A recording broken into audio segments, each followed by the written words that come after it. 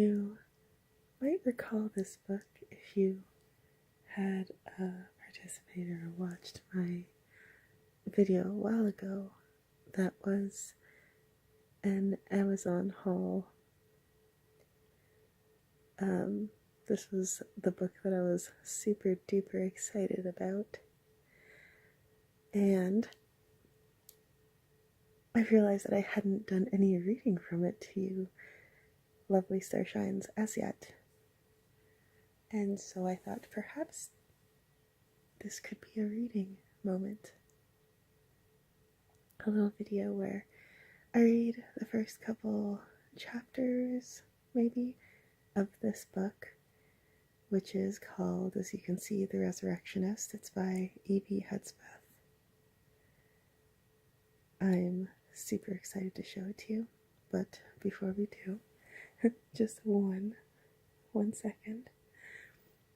I wanted to do a really quick update and say thank you guys for being around and watching and listening and, for the most part, I think, enjoying, the content that I've been putting out for you guys. I've been having the best time. It's been great for me. Usually when I take on creative endeavors, I have this tendency to stop before completing, or, stop midway, because I get too many ideas, or I don't know how to proceed and don't want to choose just one, or I, as many people who do anything in the arts would understand, you start to have that moment of self-doubt where you're like, maybe this isn't going to be as good as I had imagined it to be, and you stop and you put it aside and you intend to pick it up for another day, but you don't always end up doing so. This, however, has not been the case here with the ASMR, where I think this is video number 41 or 42 now, and I'm so surprised at myself. I'm gonna give myself a little pat on the back because I love pats. Fox girls love pats. I didn't think that I would be able to do it. There were times when I kind of doubted, whether it was a great idea. Especially considering I do a lot of horror, and sometimes you get a bit of flack about the content and whether it's really ASMR or not. But if you've listened to some of my older things about fear and regulating things and driving fear out of the conscious and subconscious mind so that life can be an easier thing to experience, you may understand why I do the horror. One, because it's just awesome, and horror and dark ASMR is great. Oh my goodness, I've gotten into a ramble now. I'm sorry. I'm sorry. What I want to say is update, right? Let's keep on track. I end up going on streams of consciousness, and it's a terrible thing. I wanted to give you guys an update. You've seen some new videos, some new content that I've been putting out, so that's great. If you have any input that you want to say, whether you don't like it or you do like it, you're always welcome to say so, or hit me up on Twitter or anywhere and just say what you feel. I really like to know. I really like feedback so that I know whether I'm moving in the right direction or not. Aside from that, there have been some collabos, some of which I have posted, like the one with Pandastic ASMR, which, if I do this right, will either be here or in the, if I do it wrong, in the description below. We've done 2 collabos. We're working on a third that I will be writing, and of course with Panda's input. We have had collabos with Shadowy Whispers the deep-voiced man from across the border. Lovely fellow and great ASMR artist. His content is super creative. Wow, I need to stop using the royal we. I don't know why I do this. I'm sorry, guys. You all know already why I say sorry. It's a Canadian thing. We've done 2 collabos in his noir series so far. We've done also 1 collabo in the Dragon series. Oh, it's so beautiful. And I will be putting those up here or below. On top of that, I also did a interview with the Dirty Nerdy Show with Pandastic ASMR. We did it together. I said very little. I giggled a lot. That's about it. and talked a little bit about ASMR and rambled. Okay, I didn't really ramble. I got very nervous. Anyways, if you want to go listen to that, I will also hook you up with a link to that as well. Sorry, this is getting out of hand. Let's move on. Oh right, one more update thing. I'm sorry. I'm going to use the royal we now because it's not just me. We, you, me, Starshines, and myself. There's 202 of you now. I don't even know what to do with myself. Just that could fill a nightclub. Which is exciting to me. But I want to say thank you, of course, for following, for subscribing, for everything, and for listening. And yeah, just I still can't. When it happened, it's so weird. I don't know. I still can't imagine people listening to and enjoying words coming out of my mouth. I need to get over it. I know. I will. I promise one day. But either way, I still wanted to say thank you. And I want you guys, I hope you're listening. I hope you're listening past this point. I want you guys to tell me what you want to see as a celebration for the 200th subscriber celebration. Whee! Sorry, no squealing. I'm gonna do some tapping while we wait for me to stop rambling. I think it's apropos.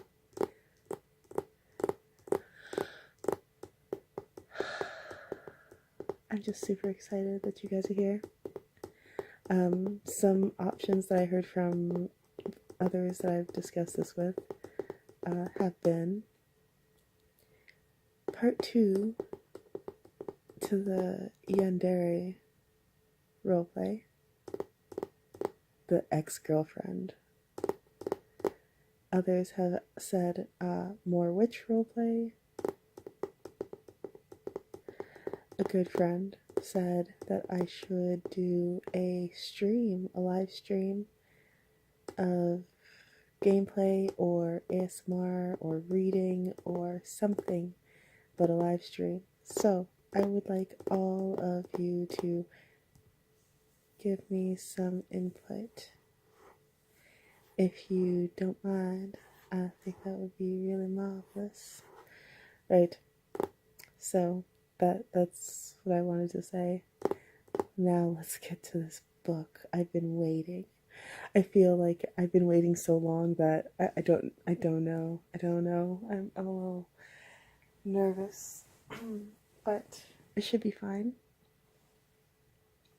Oh, poor Mike. Should be fine. All right.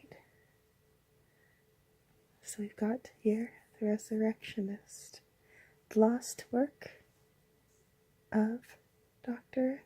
Spencer Black. Here we have a list of the different bones.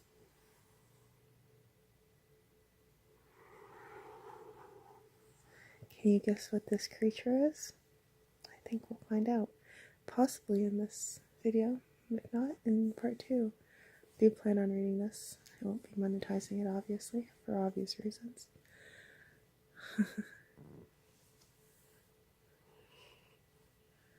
Alright, I love the sound of pages turning. I've said this before.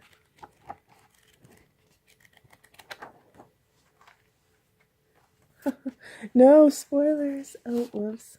Don't look, guys. Don't look.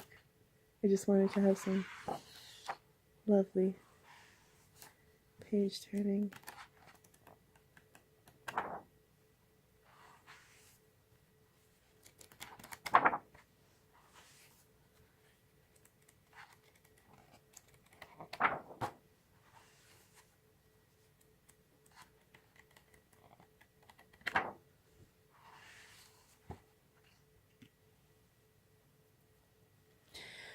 Right. So let's begin. Correct heavy index. This is a fairly new book. It was published in 2013. Alright. Resurrectionist. Noun. 1. An exhumer and stealer of corpses. A Let's try that again, shall we? Resurrectionist. Noun. 1. An exhumer and stealer of corpses. A resurrection man. 2. One who revives or brings to light again.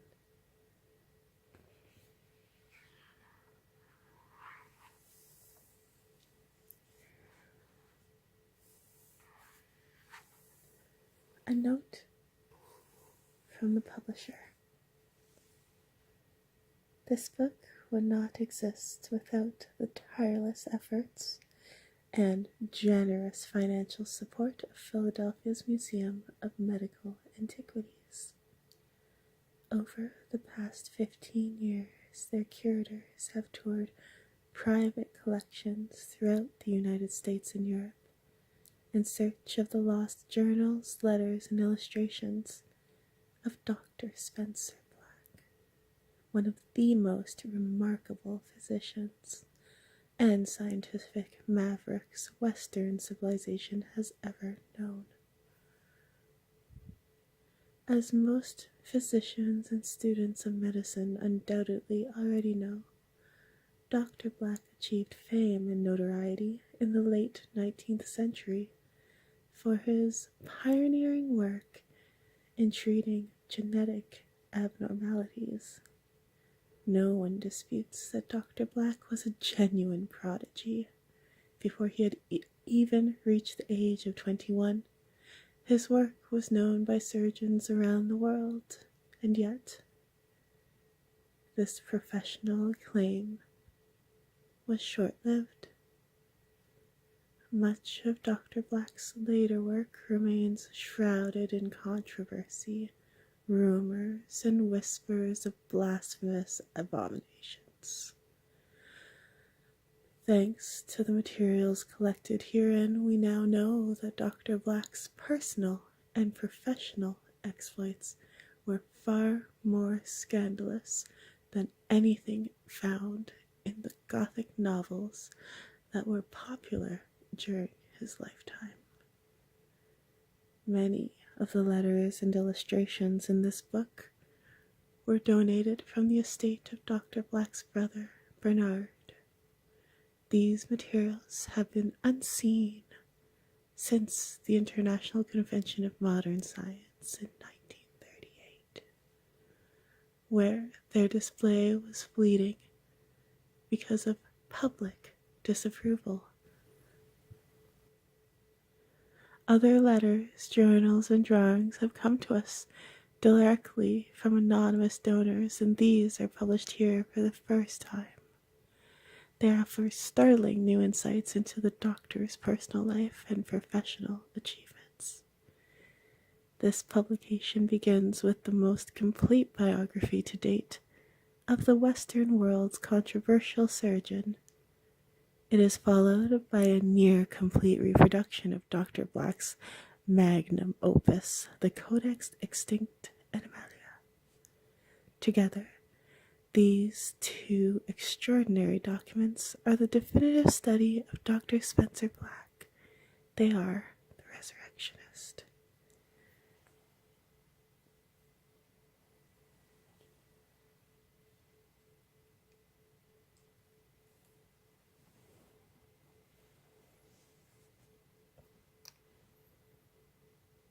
Let's turn page.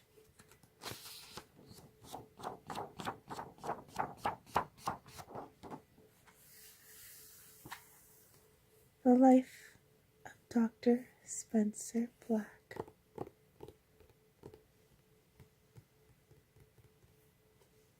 Life of Dr. Spencer Black.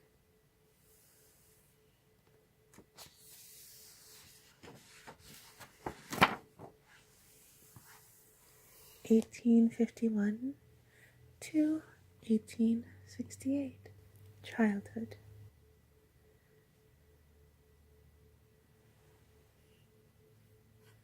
In my childish imagination, God's wrathful arm was ever ready and ever present. Spencer Black. Dr. Spencer Black and his older brother Bernard were born in Boston, Massachusetts in 1851 and 1848, respectively. They were the sons of the renowned surgeon Gregory Black. Their mother, Meredith Black, died while delivering Spencer. Her passing caused a great unrest in both boys throughout their childhood. Gregory Black was a respected professor of anatomy at the Medical Arts College of Boston. He conducted dissections for students at a time when cadavers were scarce, and anatomists depended on grave-robbing resurrectionists to further their research.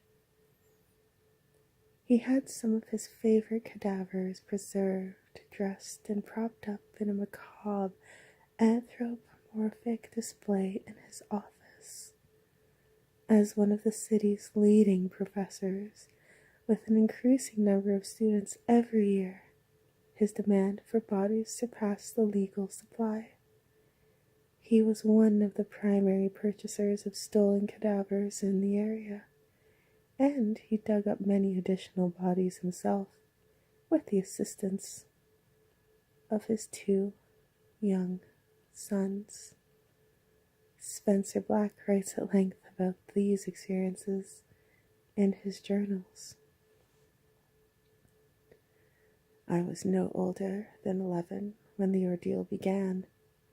The night I remember above all, I was hurried out of bed after my brother Bernard, my elder by 3 years. He was always stirred awake first so he could help prepare the horse and tie up the cart. Hours before dawn, in the cool of the night, we walked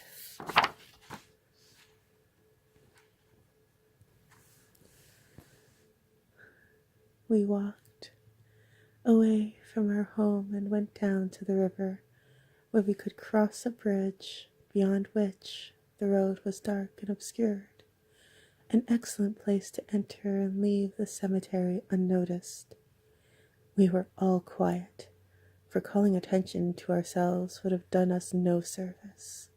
It was damp and wet that night. It had rained earlier, and I could smell water still fresh in the air. We slowly moved along the bridge. I remember the wheels of the cart straining and creaking, threatening to arouse the nearby residents, and their curiosities with just one sudden noise. Steam rose off our aged horse. The mist of her breath was comforting. She was an innocent creature, our accomplice. The narrow stream below, too dark to see, trickled quietly.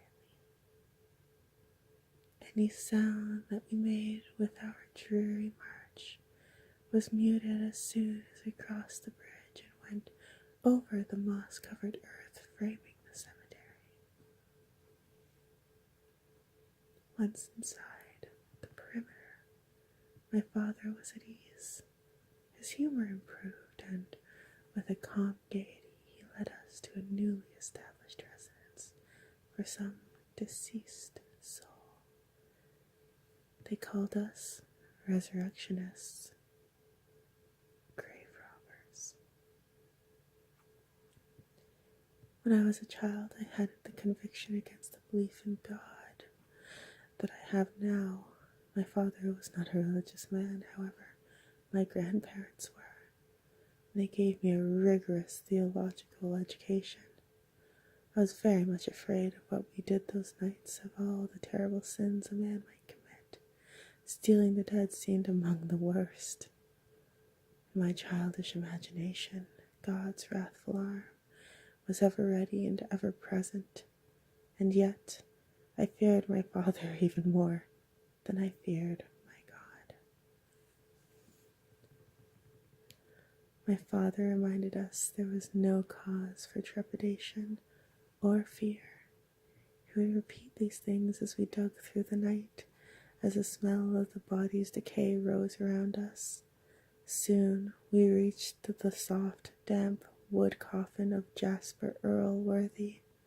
The wood cracked, releasing more of death's repugnant odor. I put my spade down, grateful that my father was wrenching the wood and freeing the body himself, sparing us this task. Jasper's face was a sunken gray mask. His skin was like a rotten orange. This is how I came to understand my father's profession.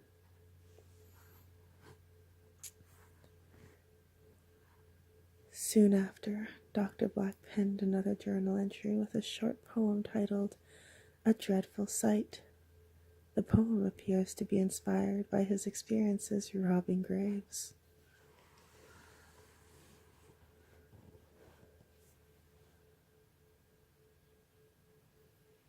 It is the only known work of poetry found among Dr. Black's papers and reflects a creative impulse that manifested itself in his numerous illustrations.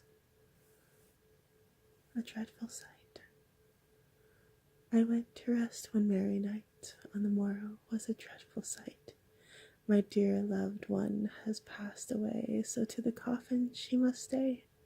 In the earth where 'tis quiet and calm, to rest in peace till the Lord has come. I go to visit, weep and mourn. Lo, my loved one's body has gone, not to heaven where she belongs, but from the grave to the doctor's room. In the winter of 1868, Spencer Black's father, Gregory, died from smallpox, a disease that some say he would have been brilliant enough to cure had he been given forewarning. Soon after the funeral, Spencer announced his decision to become a medical doctor. It's clear throughout Black's writings that he thought of death as an abstract concept. He often calls death the phenomenon of the living, and even regarded the passing of his own father as more of a curiosity than a tragedy. As he lay in the ground and the dirt and the sod were laid over him, all was quiet. I waited for a long space of time. I waited to hear something, a command or suggestion, a provocation that might confirm that his death took something away from me, but I received no such thing.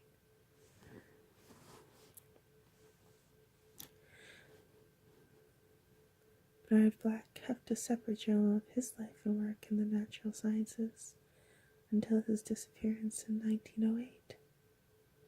His wife, Emma, published some of his writings in her book entitled A Journey with an American Naturalist. This entry was written in the same week as the patriarch's death. At that moment, when I had a great and heavy pain that was suffered upon me by our father's death, I could see Spencer at that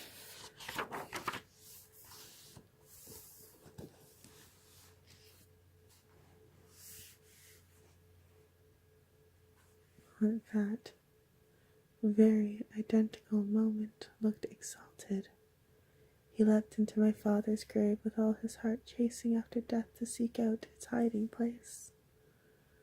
After the passing of their father, Spencer and Bernard moved to Philadelphia in the fall of 1869 and were placed in the care of their uncle Zechariah and aunt Isidore.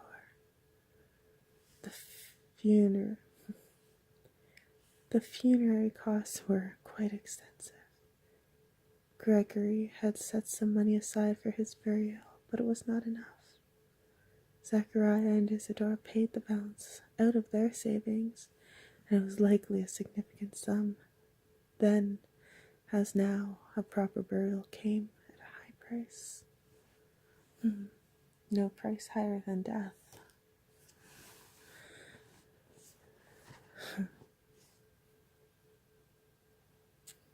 (1869)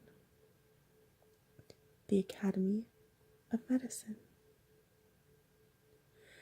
The truth is a commodity that is rarely distributed in these empirical times. What evidence can be given that the sun is bright on both of its sides? I cannot prove this, so is it thusly untrue? Sir Vincent Holmes, biologist, founder of the Academy of Medicine.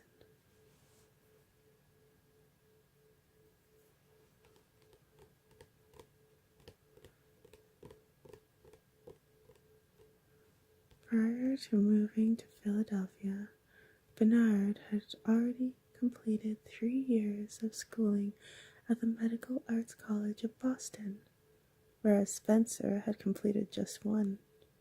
Both young men enrolled in Philadelphia's Academy of Medicine to continue their studies.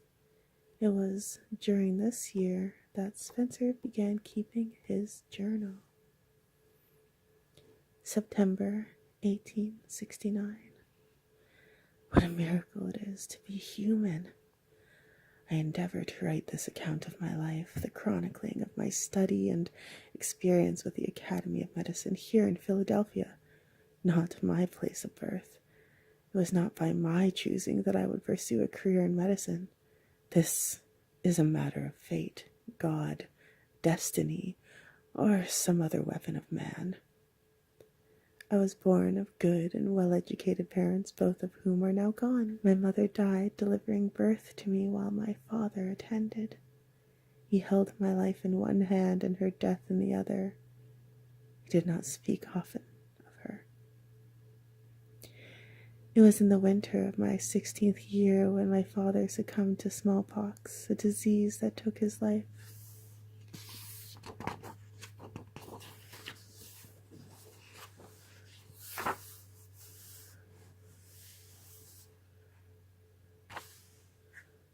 I am certain that I mourned my father's death. However, I did not weep. As he lay in his coffin, I thought that he may likely rise again. He may come out of the hole, bundled in rags by unknown men with faces obscured by darkness and soot or ash. He would then be dragged down the path and loaded into a cart.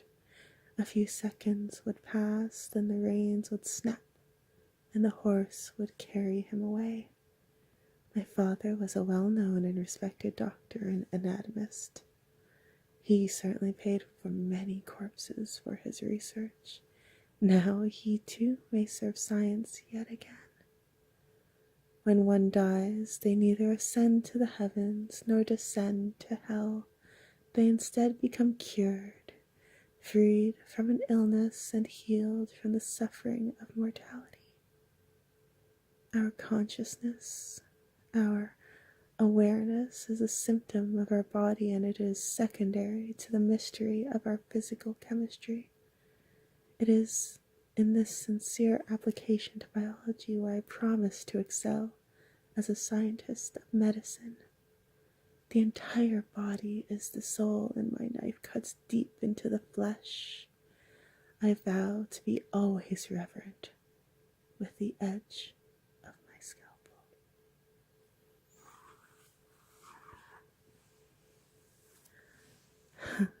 Spencer Black excelled at the Academy of Medicine. It was evident to both his peers and his teachers that he would soon be a fledgling practitioner in the medical arts. Noted for being extremely serious and clever for his age, Spencer made a name for himself as one of the most promising prodigies in the country. Bernard's interests were quite different. He had decided to focus his work on the natural sciences, fossils, and history. One of Spencer's most influential professors was Joseph Warren Dankel, a Scottish immigrant who first studied at the Medical Arts College of Boston, where he met Spencer's father as a fellow student. He later worked as a field surgeon during the Civil War, performing hundreds of amputations. Many of these resulted in death by infection. At Philadelphia's Academy of Medicine, Dankel was perceived as a charismatic physician, often jocular with staff and patients, prone to gambling and other raucous behavior in the evenings. He and Spencer Black became good friends. During this time in American medicine, great and dramatic changes were occurring rapidly throughout not only this country, but the world as well. Physicians were beginning to understand bacteria and its role in infection. Sanitation practices were improving. The practice of washing hands or dipping them in carbolic acid was increasingly common, replacing older notions that dried blood on surgeons' hands acted as a sanitary barrier, or that sanitation had no correlation to infection during surgery. The introduction of anesthesia revolutionized surgery. It allowed the surgeon more time to perform the work without worrying about the patient's pain. Black welcomed these advancements and was excited about contributing ideas of his own. During his first year at the Academy in 1869, Black began to research mutations of the body, specifically physical abnormalities that manifest in dramatic, unique, and even fatal ways. However, studying people maligned with these conditions was not easy. They often died early or were difficult to find because they were secluded from the public. Much of Black's early work was influenced by his experiences at the Grosvenor Museum in downtown Philadelphia. In the museum's collection was a famously peculiar skeleton of Parapagus dicephalus dibrachius, conjoined twins. The skeleton was named Ella and Emily. The girls had died at birth. He wrote his first paper about their unfortunate condition. The result was highly praised but not well distributed. Much of Black's work was considered less worthy of discussion than the research of infectious diseases, more efficient surgical practice, or improved anesthesia. Many thought the young doctor was wasting his time on birth defects. Black wrote about some of his frustrations during that time. I am engrossed in anatomical research now, and Dankel is assisting my efforts despite what other professors have called unnecessary and fruitless interests in mutations of the body. He is either ignorant of their counsel or genuinely interested in my research. I tend to think it's the latter. The miracle of life is granted, and how that miracle can be defective is a nuance that I am most interested in understanding. Dankel and I are preparing another article for publication this spring. I trust it should prove quite insightful. Spencer Black began taking illustration seriously during his first year at the Academy. It was not uncommon for doctors to sketch their notes and findings, but Black was excessively good at the practice, and he found work in the evenings drawing the work of other researchers. One of these was the renowned botanist traveler Jean Delaine. Delaine's collection was kept at the Broadshire University atrium, where Black would often go to study. He would continue to work for Delaine off and on for many years, illustrating hundreds of specimens for him.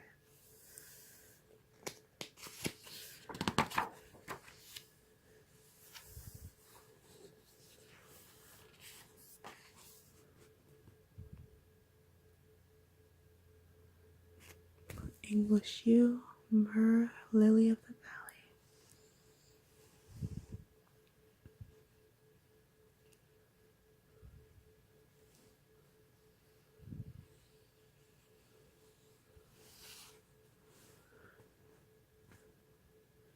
Three of the plants that Spencer Black illustrated for the botanist Jean Delaine all are well known for their distinct properties. The English yew bears a seed that is extremely poisonous. The tree can live for more than 2,000 years. Some are believed to be as old as 9,000 years.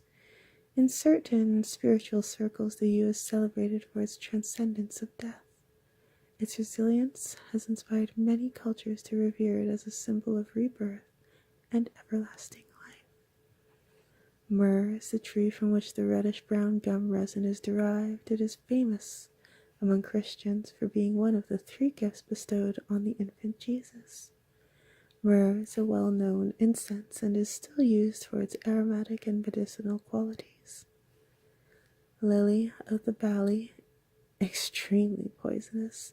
There's many stories and legends ascribed to it, also known as Our Lady's Tears. The plant is believed to have sprung from the tears of Mary while she wept at the crucifixion of her son, Jesus Christ. It is believed that the plant can grant the power to envision a better world.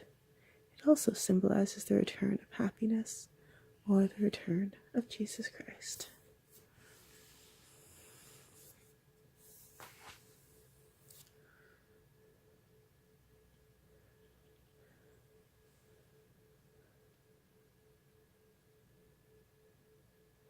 Figure 1 is the Actius lunamale, the luna moth. Figure 2 is Papilio machion, swallowtail butterfly.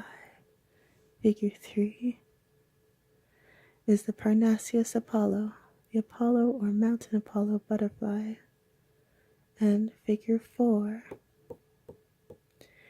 is the Pomponia imperatoria, the empress cicada.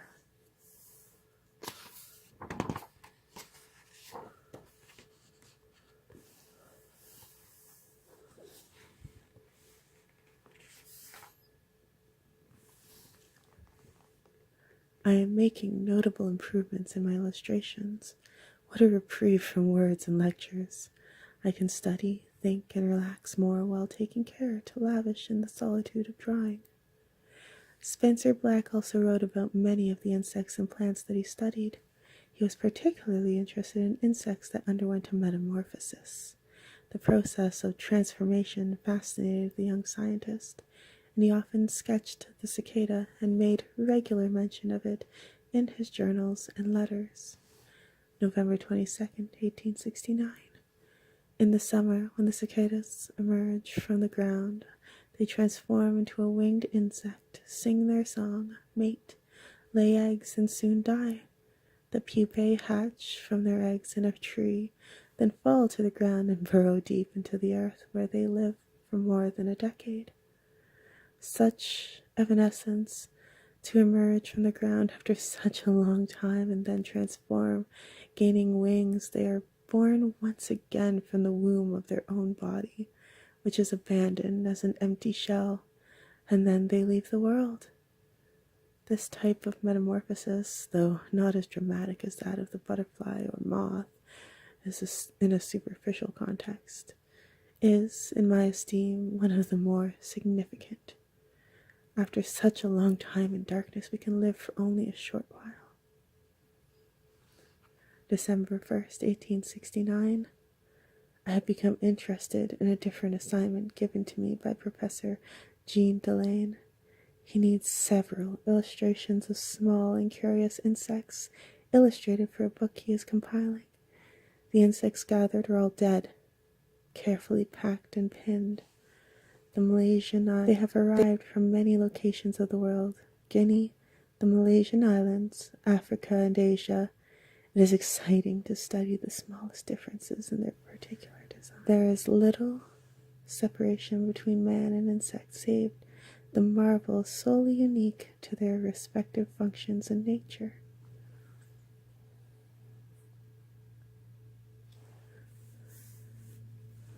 Cicada Day. Number 1. The pupa stage, freshly emerged from the ground. 2. The insect emerges from its shell reborn. It waits to gain its strength. Figure 3. Now fully developed, the cicada can fly away, sing its song, mate, and the cycle can repeat.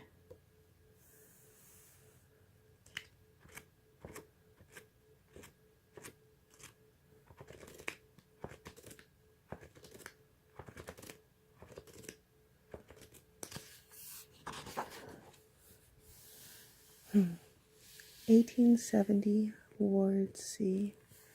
I think, for now, this is where we may leave off and come back at a later date and time to experience more of this little book. It's interesting how it's written, like a sort of, I guess it is a biography. I'm just wondering if this doctor is going to have a descent into madness and delusion, or I feel like it might be headed in that direction. Usually when people become fascinated with something to the point of obsession, it tends to go that way. Not all the time, but most of the time. Nonetheless, I hope that you've enjoyed this, and don't forget to comment below, especially about what you want to see for the 200 sub celebration, and of course about this book, whether you've enjoyed it thus far, whether you want more. I plan on doing more. I'm super interested in seeing what happens with this Dr. Black and moving forward to see what creatures he managed to find, discover, and document. So, until next time, I hope that you enjoyed, and I hope you have a lovely day, whether morning, afternoon, or evening.